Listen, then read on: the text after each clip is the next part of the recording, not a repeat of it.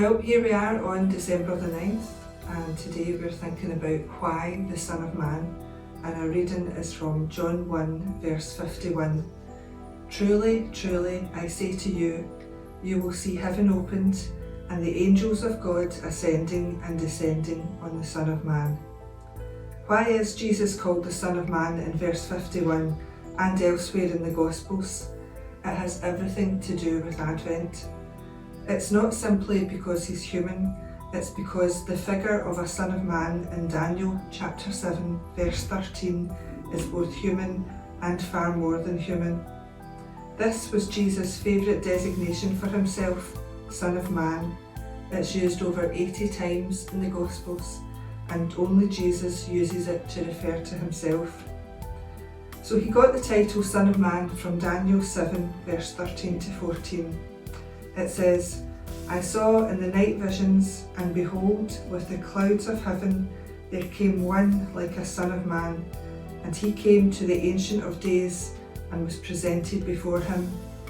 And to him was given dominion and glory and a kingdom, that all peoples, nations and languages should serve him. His dominion is an everlasting dominion which shall not pass away, and his kingdom is one that shall not be destroyed. This is the language of kingship and glory and sovereignty.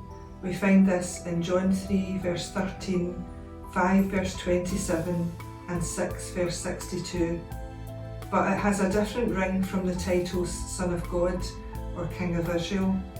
It sounds more lowly and ordinary. So when Jesus used it, his claims to kingship and glory and sovereignty didn't sound so overt. Only those who had ears to hear broke through to the exalted meaning of the term Son of Man when Jesus used it.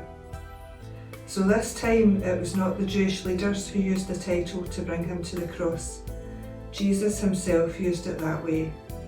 The key verse is in John 3 verse 14 to 15. As Moses lifted up the serpent in the wilderness, so must the Son of Man be lifted up, that whoever believes in him may have eternal life. So you could say that the greatest glory that you and I will ever see is the glory of the Son of Man, the Lord of heavens, whose dominion is an everlasting dominion, lifted up on a cross to die for sinners. So when you see him this Advent season as Son of God and as King of Israel and as Son of Man, make sure you also see him dying to give you eternal life, and therefore see him as glorious.